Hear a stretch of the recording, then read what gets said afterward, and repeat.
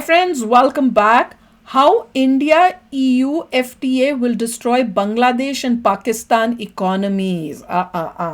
भैया जो इनको क्योंकि अब इंडिया जो है इनको टक्कर देगा.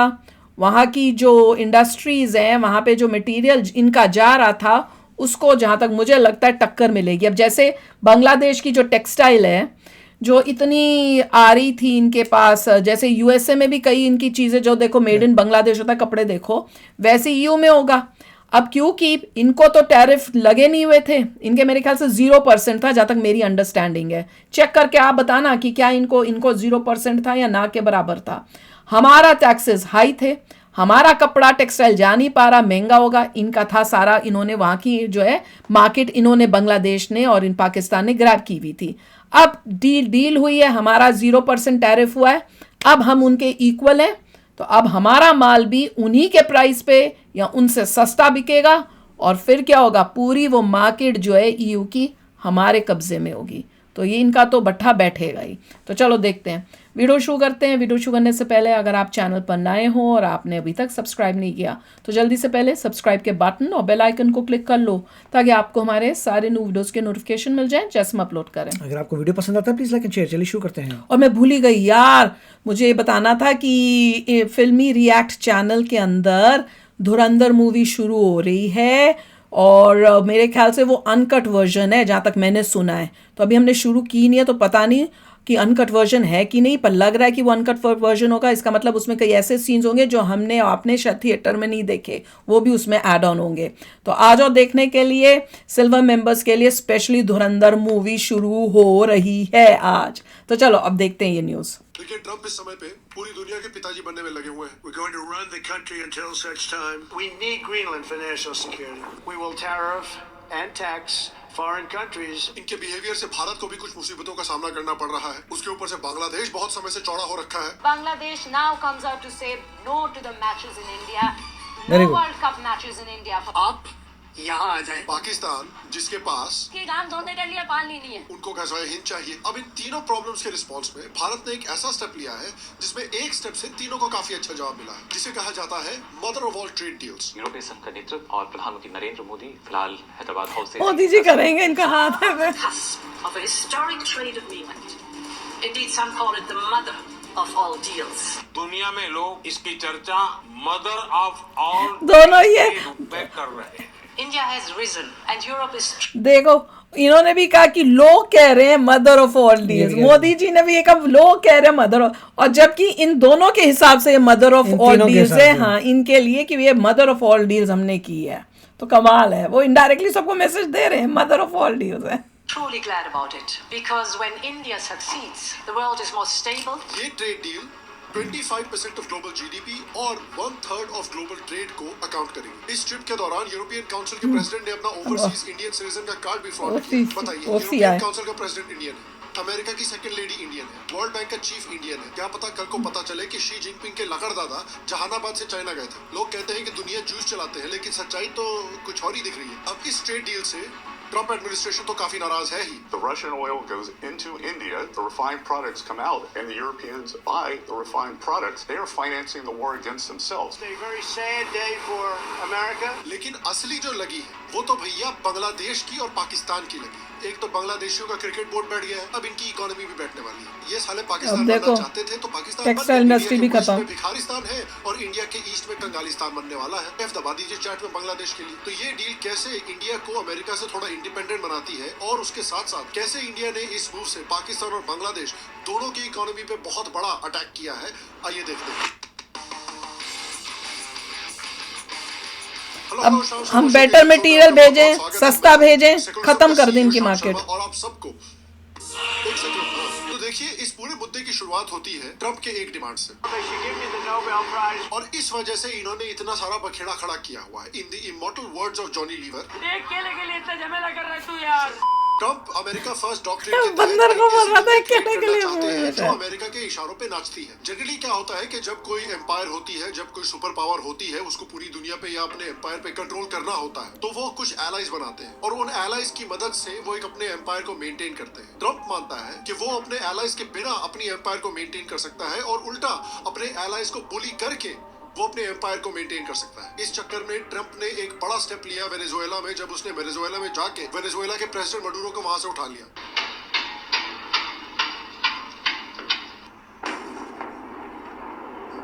Trump has a sort of fantasy of resource. Vast wealth sitting underneath Venezuela. Take the oil. Keep the oil. Drill, baby, drill.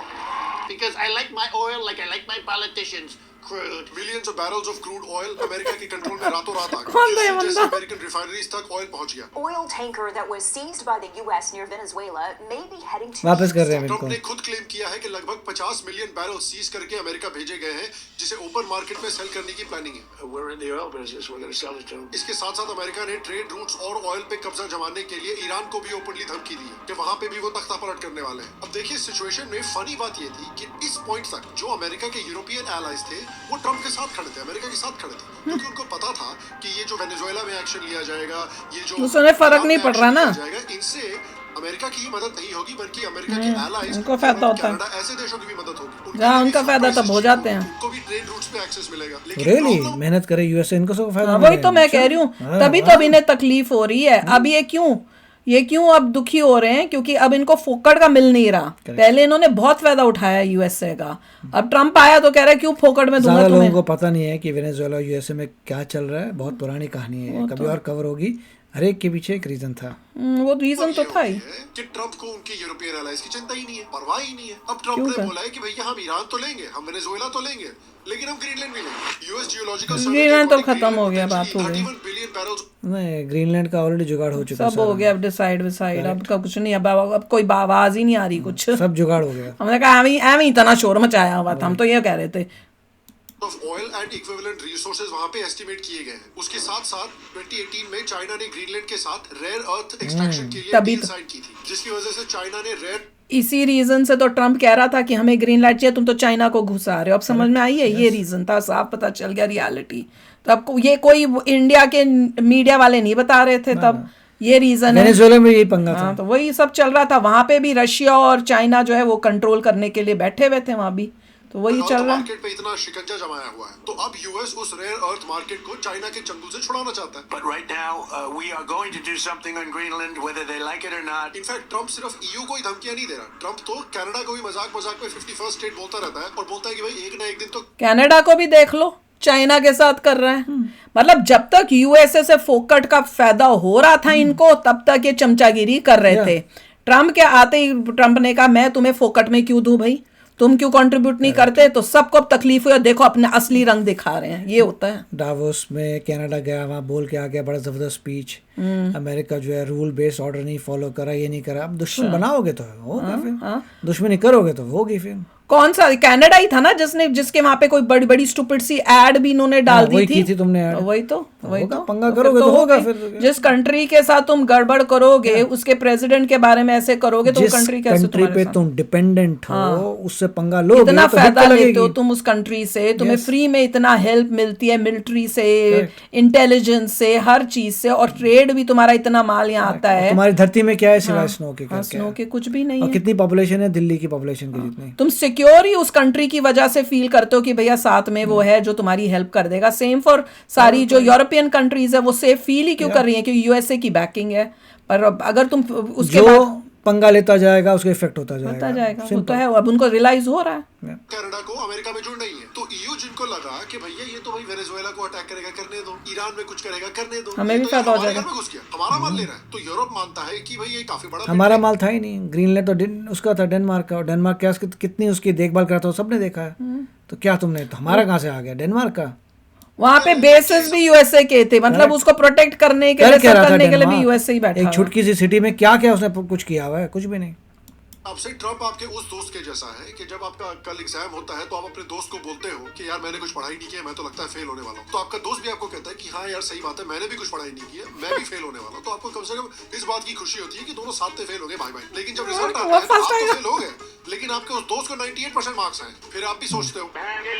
तो इस बात से ईयू और अमेरिका के दूसरे पार्टनर्स बड़े नाराज हैं, और इसलिए आपको अमेरिका के पार्टनर से ऐसे ऑनेस्ट जिंदगी भर बेचारा यूएसए मेहनत करता रहा, वेपन्स बना रहा है, रिसर्च कर रहा है, टैक्स पेयर का पैसा जा रहा है इन सब चीज़ों में, तब तो ऐश जब तक मिली तब सही है। अब जो है ऐश मिलनी बंद होगी तो प्रॉब्लम आ रही है हर एक को। भैया ट्रम्प आया, उसने देखा कि हमारी जो है क्यों इकोनॉमी डाउन जा रही है, क्यों हमारे लोग गरीब हो रहे हैं, क्यों हमारी कंट्री वैसी अमीर नहीं है जैसी होनी चाहिए, जबकि हम सारी दुनिया भर में जो है हेल्प करते हैं, सब कर रहे हैं। तो पता चला कि भैया बैठ के फोकट में खाने वाले बैठे हैं। मतलब यूनाइटेड नेशंस में फंडिंग कम की, WHO फंड जहाँ फ्री का पैसा जा रहा था, USAID वगैरह सबको बंद किया। नहीं, इतना फ्रॉड काम चल रहा है दुनिया भर के उस पैसे से पता नहीं लोग क्या क्या क्या कुकर्म कर रहे हैं वहां जाकर। सुनने को मिल रहे हैं। For decades, countries like Canada prospered under what we call the rules-based international order. We joined its institutions, we praised its principles, we benefited from its predictability. तो अभी तक तो रूल बेस्ड है। अब जैसे यूएसए प्रॉब्लम हुई तो rule based खत्म हो गया सारा इनके, ठीक है, हुआ है खत्म। Because of that, we could pursue values-based foreign policies under its protection. We knew the story of the international rules-based order was partially false, that the strongest would exempt themselves when convenient, that trade rules were enforced systematically. तो Russia ने जब attack किया था तो सो रहा था भैया, तब क्यों नहीं बोला? रशिया ने जब अटैक किया यूक्रेन पे तब रूल नहीं बेस्ड टूटे थे पूरे, तब तो कोई नहीं बोला। And we knew that international law applied with varying rigor depending on the identity of the accused or the victim. This fiction was useful. And American hegemony in particular helped provide public goods, open sea lanes, a stable financial system, collective security, and support for frameworks for resolving disputes. So we placed a sign in the window. We participated in the rituals. And we largely avoided calling... I don't care, मैं तो ये सोच के गुस्सा आ रहा है, ये वही कनाडा है जिन्होंने खालिस्तानियों को रख के बैठे हुए हैं और इंडिया के साथ रिलेशनशिप्स इन्होंने खराब किए हैं। मैं तो देख रही हूँ कि इंसान और कंट्रीज कितनी मतलबी हो सकती हैं, वो दिख रहा है। कोई भी अब ये कोशिश कर रहा है कि मैं इंडिया के साथ दोस्ती कर लूं, और इंडिया का मीडिया दिखा रहा है कि देखो कितना अच्छा है, ये आ गया। नहीं, जब मतलब पड़ा, मैं तो ये भी बताऊंगी EU ने क्यों ट्रेड किया। वो इसलिए किया क्योंकि उनको दिखा कि भैया अब ट्रंप ने तो पीछा हमारा छोड़ दिया, अब हम क्या करें, अब मजबूरी में उनको ट्रेड डील करनी पड़ रही है। नहीं तो पहले इनकी कितनी अकड़ होती थी, वो अकड़ जो है टूटी है ट्रंप की वजह से, और इसलिए भागे आए हैं। अब ये कनाडा भी चाइना के पास भागा जा रहा है, अब इंडिया के पास भागा आ रहा है। क्यों? क्योंकि पहले जो फोकट में इनको फायदा हो रहा था वो खत्म हो गया। बहुत ही मतलबी कंट्रीज हैं वैसे। इंसान और लोगों कंट्रियों में कई बार फील होता है कोई डिफरेंस ही नहीं है। तो EU जो है अब दो कंपीटिंग पावर्स के बीच में फंस गया है, अमेरिका और चाइना। अब देखिए, क्योंकि अमेरिका हमेशा से ही स्ट्रांग रहा है, यूएसए की इकोनॉमी हमेशा से उसका सबसे इंपॉर्टेंट वेपन रही है, जिसमें डॉलर का बहुत इंपॉर्टेंस रहता है। वर्ल्ड वॉर 2 के बाद ब्रिटेन वुड्स सिस्टम के अंडर डॉलर को वर्ल्ड की रिजर्व करेंसी बना दिया गया था। उस समय डॉलर डायरेक्टली गोल्ड से पैक्ड था, $35 पर आउंस, और बाकी मेजर करेंसीज डॉलर से लिंक थी। इसका मतलब ये था कि international trade, central bank reserves और ग्लोबल फाइनेंस का बेस डॉलर बन गया था। इसीलिए अमेरिका का डोमिनेंस डायरेक्टली उसकी इकोनॉमी की वजह से है, और यूएसए की इस इकोनॉमी से कुछ बेनिफिट आप भी उठा सकते हैं। आज के टाइम में कुछ ऐसे एप्स आ गए हैं जो आपको इंडिया में बैठे बैठे अपने प्रॉफिट टैक्स कमाता है। ये कुछ महीनों से उससे भारत के लिए भी प्रॉब्लम है। अमेरिका ने भारत के ऊपर 50% टैरिफ डाल दिए हैं, क्योंकि इंडिया जो है रशिया से तेल खरीद रहा है, और अमेरिका काफी अनरिलायबल तरीके से भारत के साथ बिहेव करता हुआ आया है पिछले कुछ महीनों में। उसने पाकिस्तान के साथ पार्टनरशिप बना रखी है, उसने बांग्लादेश में एक तख्ता पलट करवाया है, ईरान में भी ये तख्ता पलट करवाना चाहते हैं, जबकि ईरान जो है वो हमेशा इंडिया की तरफ रिलेटिवली कराया कुछ नहीं है, बट ऐसा कहा जाता है रहा है। उसने कभी भी कश्मीर पे कुछ एक्शन नहीं लिया है, स्टेटमेंट वगैरह देते रहते हैं, लेकिन कभी कोई एक्शन नहीं लिया है। अगर ईरान में तख्ता पलट हो जाता है तो ईरान और इंडिया जो साथ में चाबहार पोर्ट डेवलप कर रहे हैं, क्या उस पोर्ट को भी रुकवा दिया जाएगा, जिस पोर्ट की मदद से तख्ता पलट हो गया तो सब कुछ ठीक हो जाएगा। बल्कि मेरा तो ये मानना है ईरान प्रोग्रेसिव होगा, यूएसए को कोई प्रॉब्लम नहीं होगी, उसका भी सपोर्ट होगा ईरान को, और इंडिया आराम से चाबार पोर्ट के अंदर जो भी इन्वेस्ट करना है कर सकेगा।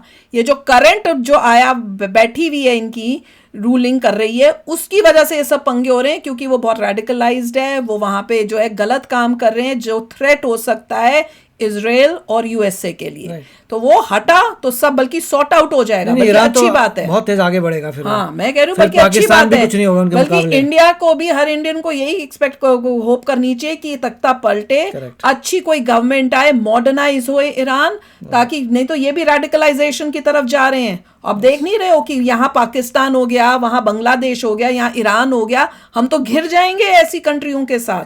आई डोंट नो कोई ये इंटेलिजेंटली बात क्यों नहीं समझाता इंडियंस को कि भैया हमारे लिए बहुत इंपॉर्टेंट है, बल्कि यूएसए जो कर रहा है वो हमारे लिए फायदेमंद होगा।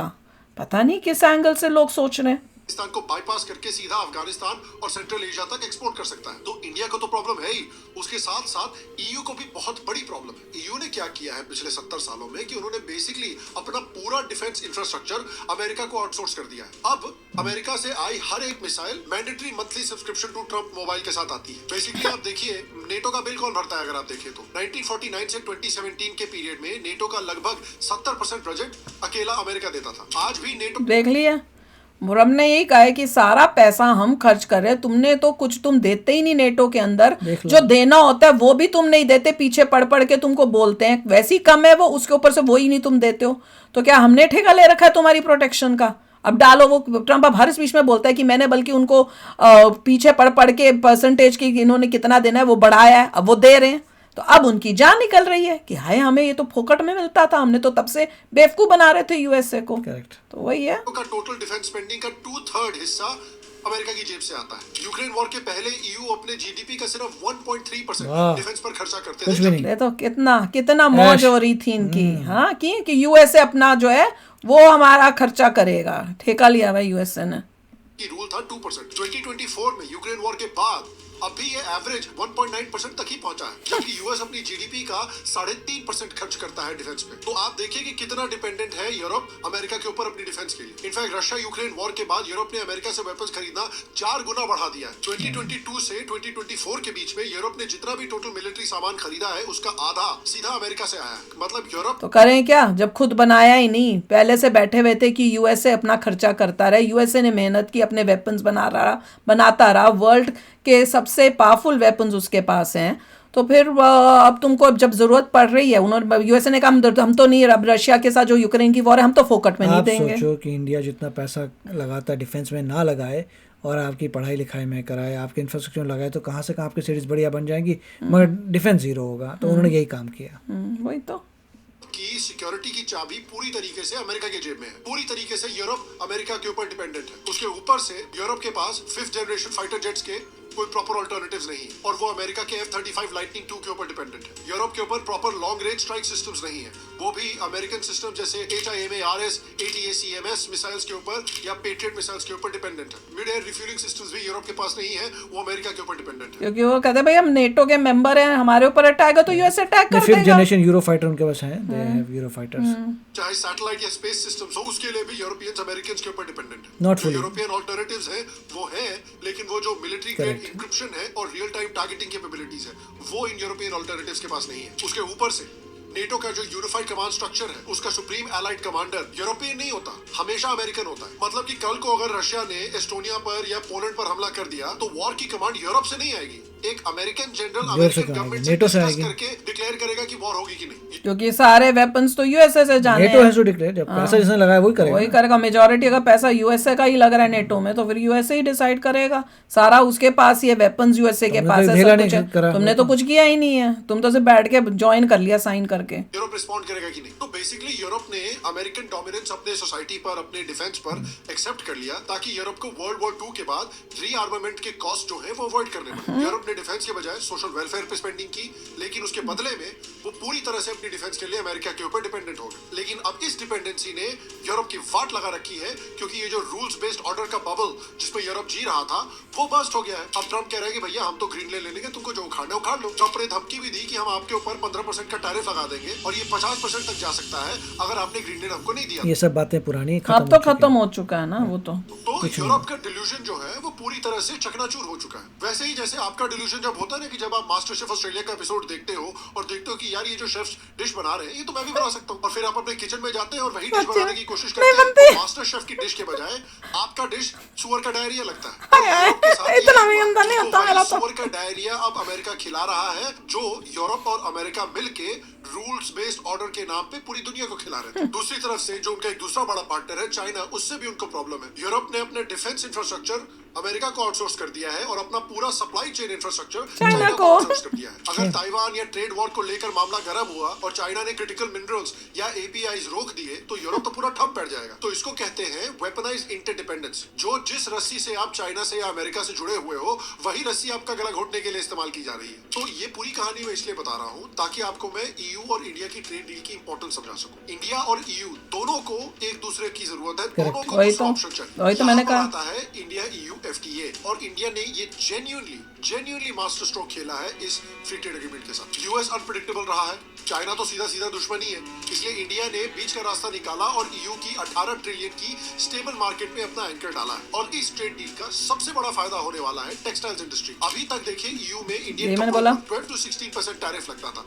इस डील के बाद 0, यानी एक्सपोर्टर्स को 40 से 60% ग्रोथ का मौका मिलेगा। गवर्नमेंट मानती है कि इससे इमीडिएटली 7 से 10 बिलियन का एक्स्ट्रा एक्सपोर्ट बिजनेस मिलने वाला है भारत को। और ये मैटर क्यों करता है? क्योंकि हमारा सीधा कंपटीशन बांग्लादेश और वियतनाम से था। बांग्लादेश जैसे जो देश है उन पर 0 टैरिफ हुआ करता। यही मैंने बात की थी जब सारे लोग ये बात कर रहे थे ट्रेड डील की। मैंने कहा अरे ये तो बताओ कि बांग्लादेश का कितना है। बांग्लादेश का पहले से ही 0 था, पर वो बात नहीं बतानी क्योंकि उन्हें अपना कोई और ही नरेटिव बनाना है भैया वाहवाही का। मैंने कहा भैया हम लोगों को इतना नुकसान हो रहा था इंडिया को क्योंकि ईयू को पहले, ये बांग्लादेश को तो पहले से ही 0% था। वैसे पाकिस्तान के साथ भी ऐसे ही था हाल, तभी तो हमारी टेक्सटाइल नहीं हो रही थी। इससे ये फायदा हुआ है हमें, तो हम उस रेस में पीछे रह गए। यूरोपियन यूनियन जितना हाँ, यूरोपियन यूनियन और बहुत पूरा वर्ल्ड बाकी दूसरी है। और कंट्रीज भी हैं उनके साथ वो अलग अलग है। पर मैंने ये कहीं पढ़ा था, मुझे याद था उसमें कि भैया कहीं पढ़ा था कि बांग्लादेश को 0% मिलता है और पाकिस्तान को भी बहुत इस टाइप के इंसेंटिव्स मिलते हैं कि भैया ये गरीब कंट्रियां हैं फलानी है तो इनको नहीं हम देंगे, टैक्स नहीं करेंगे। अब इंडिया ने इक्वल कर दिया, अब बांग्लादेश और पाकिस्तान की बजेगी बाजा। और अब एफटीए साइन होने के बाद इंडिया के पास भी 0% है। देखा, ये बात मैंने की थी, ये किसी ने नहीं बात की। इतने अपने आपको नॉलेजेबल बनाते हैं पर वो ये बात कभी किसी ने क्लियर नहीं की बांग्लादेश का पहले से 0 था।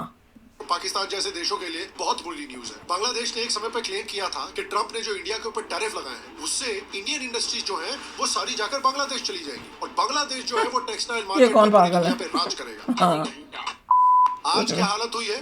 बांग्लादेश टेक्सटाइल मिल एसोसिएशन ने अनाउंसमेंट की है कि वो इंडेफिनिटली सारे टेक्सटाइल मिल्स को क्लोज कर रहे हैं क्योंकि बांग्लादेश की टेक्सटाइल इंडस्ट्री बहुत बुरी तरीके से अनकंपेटिटिव हो गई है। ये सारे सुपर पावर बनना चाहते थे और अब इनको जीने के लिए आसिम मुनीर की तरह ट्रंप के सामने अब और डूबेंगे ये कि थोड़े से आफ्टर दिस ईयू डील। आम जनता के लिए भी अच्छी न्यूज है। अब जर्मन कार्स, फ्रेंच चीज, इटालियन फैशन, इन सब चीजों के ऊपर आपको इनसेन प्राइसेस नहीं देने पड़ेंगे। रिलेटिवली कंपटीशन बढ़ जाएगा। It's not that easy. Now we see before our eyes a potential to grow from 7 billion to at least 30, 35, 40 billion very quickly. In fact, इस डील से अमेरिकन्स भी बहुत impressed हैं। I've looked at some of the details of the deal so far. I think India comes out on top on this, frankly. They get more market access into Europe. It sounds like they have some additional immigration rights. I don't know for sure, but President von der Leyen of the EU has talked about mobility for Indian workers into Europe. So I think on net, India is going to have a heyday with this. They have low-cost labor. And it looks like the EU is doubling down on globalization. We're trying to fix some of the problems of globalization here in the US. और जैसे बांग्लादेशियों की नींद उड़ी हुई है उसी तरह से पाकिस्तानियों की भी नींद उड़ी हुई है क्योंकि पाकिस्तान के जो total exports of goods and services हैं वो 32 बिलियन है और टेक्सटाइल उसका 50% है। तो इंडिया ईयू का जो एफटीए हुआ है जिससे इंडिया के ऊपर अब 0% टैरिफ है टेक्सटाइल एक्सपोर्ट्स पे, इससे पाकिस्तान को भी लात पड़ेगी बहुत जोर से। इसीलिए मैं कहता हूँ कि ये गजवा हिंद करना चाहते थे और इनका मरवाए समझ लीजिए। रातों रात इंडिया ने बांग्लादेश का सबसे बड़ा कंपेटिटिव एडवांटेज न्यूट्रलाइज कर दिया। इंडिया के पास एंड टू एंड कंट्रोल है टेक्सटाइल्स में। कॉटन उगाने से लेकर यार्न बनाने से लेकर फैब्रिक सिलने तक सब कुछ इन हाउस होता है भारत में। दबा के बनाओ फैक्ट्रीज। इंडिया के पास पॉलिटिकल स्टेबिलिटी है जो बायर्स को कॉन्फिडेंस देता है। देखिए कुछ लॉस होगा मगर पूरा नहीं होगा क्योंकि बांग्लादेश और भी कंट्रीज को बेच रहा है। हाँ, वहाँ पे धीरे धीरे करो।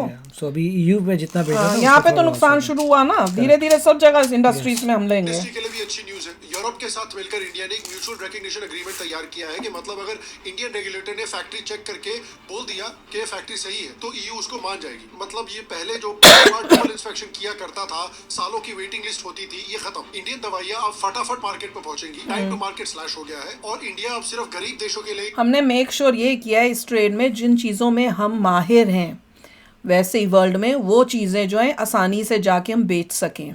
नहीं बल्कि पूरे डेवलप्ड वर्ल्ड को भी मेडिसिन प्रोवाइड करेगा। आईटी के लिए भी अच्छी न्यूज है, ये फर्म्स ईयू सिटीजंस के डेटा इंडिया ट्रांसफर कर सकते हैं बिना किसी लोकलाइजेशन के झंझट के, मतलब डेटा सेंटर्स काफी बन सकते हैं यहाँ पर। यूरोप ने Indian professionals, engineers, consultants, IT वालों के लिए दरवाजे खोले हैं। 3 साल का वर्क वीजा, वो भी फैमिली के साथ अलाउड है। इससे यूएस वाला जो H1B लॉटरी का झंझट है जो लक बेस होता है वो तो खत्म कर रहे हैं यहाँ पर। इंडियंस को कि उनके पास दूसरा ऑप्शन भी है। इंडिया की डिफेंस इंडस्ट्री के लिए भी एक नया दरवाजा है। अब टाटा, L&T और अडानी डिफेंस जैसे प्लेयर्स भी ईयू के डिफेंस कॉन्ट्रैक्ट के लिए बिड कर सकते हैं और एयरबस, थेल्स और लियोनार्डो के साथ पार्टनरशिप कर सकते हैं, जहां पर पॉसिबली कुछ टेक्नोलॉजी ट्रांसफर एग्रीमेंट भी हो सकते हो। वो सब कर सकते हैं। कंपटीशन बहुत पड़ेगा जब वहां से जर्मन कार्स आएंगी, बहुत कुछ अभी चेंज। और जर्मन कार्स का उन्होंने कुछ किया हुआ है कि पता नहीं 250,000 ही जर्मन कार्स अलाउड होंगी साल की या कुछ उस टाइप से रोक लगाई भी है उन्होंने। तो इंडिया ने उस टाइप से अच्छा किया, कोशिश तो की है। मार्केट है उसको 80% चाइना कंट्रोल करता है। तो ईयू जो है वो प्लान कर रहा है कि मेडागास्कर की जो रेयर अर्थ माइंस हैं उनमें इन्वेस्ट किया जाए और उन रॉ मटेरियल्स को इंडिया लाकर ओडिशा और गुजरात में रिफाइन किया जाए। गोल ये है कि 2030 तक चाइना की मोनोपोली को 80% से कम करके 60% तक किया जाए और टारगेट ये है कि इंडिया 10% ग्लोबल सेमीकंडक्टर्स को 2030 तक प्रोड्यूस करे, जिससे कि ईयू का जो ताइवान रिस्क है वो भी थोड़ा कम हो। कुछ प्रोजेक्शंस आए हैं जिससे लोग कह रहे हैं कि इंडिया को अगले 10 सालों में 22 बिलियन से 25 बिलियन पर ईयर का फायदा हो सकता है और इससे अगले 10 सालों में 10 से 12 मिलियन जॉब्स क्रिएट हो सकते हैं। और इंडिया के लिए मास्टर स्ट्रोक इसलिए है क्योंकि एक तो इन्होंने बांग्लादेश और पाकिस्तान की इकोनॉमी को और भी बर्बाद कर दिया। अब पाकिस्तान के केस में तो पता नहीं मुर्दे को और कैसे मार सकते हैं, लेकिन आप समझ रहे हो मेरी बात। इंडिया ने अनाउंस किया है इस डील के थ्रू कि दुनिया में इंडिया ही अकेला एक ऐसा देश है जिसके पास चाइना को रिप्लेस करने का स्केल है। भारत के पास डिजिटल इंफ्रास्ट्रक्चर है, भारत के पास लीगल सिस्टम है इंग्लिश कॉमन लॉ का जो दुनिया समझती है। उसके ऊपर से इस डील ने एक ऑफिशियल एड लॉन्च किया है कि भाई डेमोक्रेटिक सप्लाई चेन भारत से स्टार्ट होता है। अगर चाइना से रिस्क हटाना है दुनिया के किसी भी देश को तो इंडिया उनके लिए सबसे बेस्ट लैंडिंग जोन है। इंडिया में आइए और फैक्ट्री लगाइए। इंडिया ने चाइना से, अमेरिका से इंडिपेंडेंस भी एक तरीके से बनाई है विदाउट डायरेक्टली अटैकिंग चाइना या अमेरिका, क्योंकि भाई अल्टीमेटली हमको अमेरिका से भी अच्छे रिलेशन बना के रखने हैं। और देखिए एक आर्टिकल मैंने पढ़ा था ट्विटर पे जिसमें मैंने एक बहुत अच्छी चीज देखी, जिस आर्टिकल ने कहा कि देखिए 1991 में हमें अपने देश को लिबरलाइज करना पड़ा, इकोनॉमी के दरवाजे खोलने पड़े क्योंकि हमारी मजबूरी थी। उस समय हम बैंकक्रप्ट थे, हम डेस्परेट थे। वो रिफॉर्म्स क्राइसिस की वजह से हुए थे। लेकिन 2026 में इंडिया ने दरवाजा खोला है क्योंकि ये हमारी मर्जी है। आज हम कॉन्फिडेंट हैं, आज हम ग्रो कर रहे हैं, आज हम एम्बिशियस हैं। ये रिफॉर्म डेस्परेशन की वजह से नहीं बल्कि स्ट्रेंथ के पोजीशन से हमने किया है। और ये जो लाइन है एक आदित्य गर्ग नाम का रिसर्चर है, राइटर है, उसने ट्विटर पे ये डाली थी। उसके आर्टिकल से मैंने काफी रिसर्च लिया भी है। देखो इट इज गुड। हमें भी देखो कोई भी कंट्री जो है कभी भी डील नहीं करेगी अगर उसको फायदा नहीं होता।